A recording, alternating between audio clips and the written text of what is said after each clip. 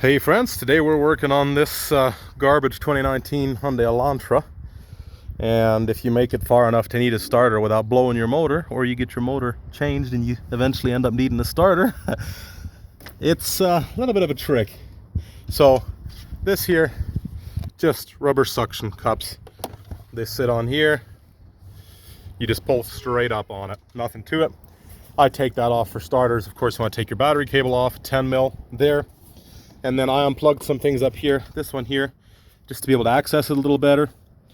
And I took this off just to, just in case I didn't want to break anything under here. And this plug for here is right here. And then your first bolt for your starter happens to be right under your intake manifold. And your first bolt for your starter is right there. Goes right in there. Or actually, I say the first.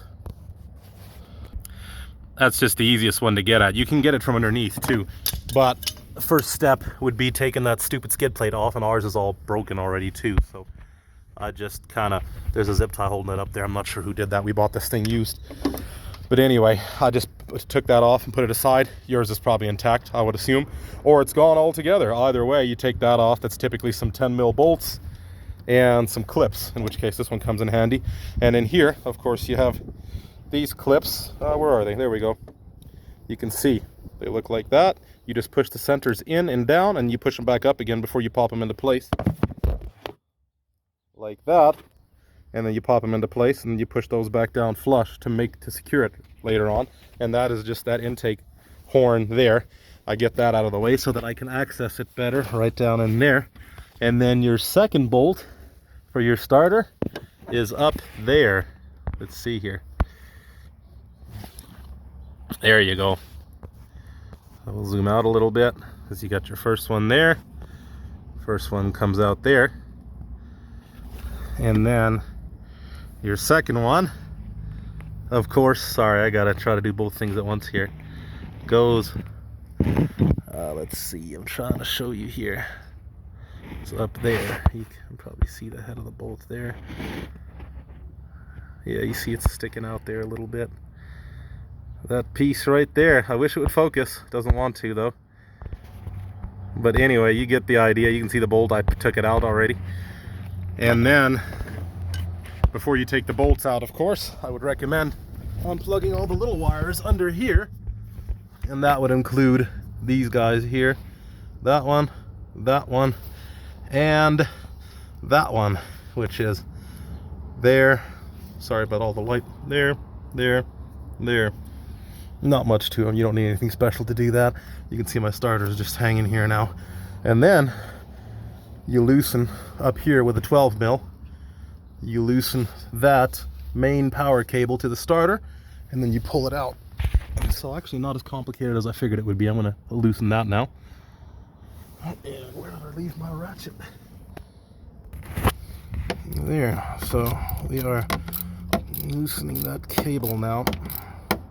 I don't know if you can even access it without releasing the starter first. There we go.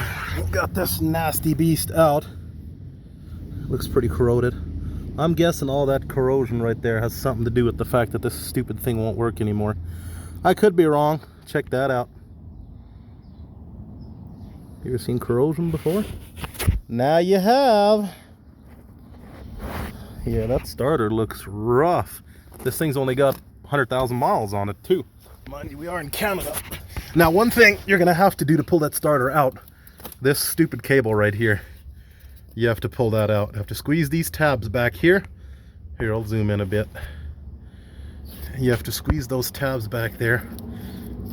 I use these fancy long needle nose here, but you don't have to have them. I could have done it with the stupid little one too. Everything's stupid today because I'm frustrated with this car. And other than that, make sure you have everything plugged in. Make sure none of these wires are catching in these gaps when you pull it out, because you'll rip those harnesses right out. So be real careful with all that. And of course, to put it back in, same thing, reverse it. Pop this cable back over there again. Get the starter up in the spot, put it back down, and you can put that stupid thing back in the hole again. And plug these in.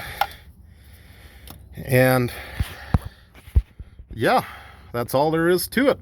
Just reverse it. Obviously, put your cable back on there.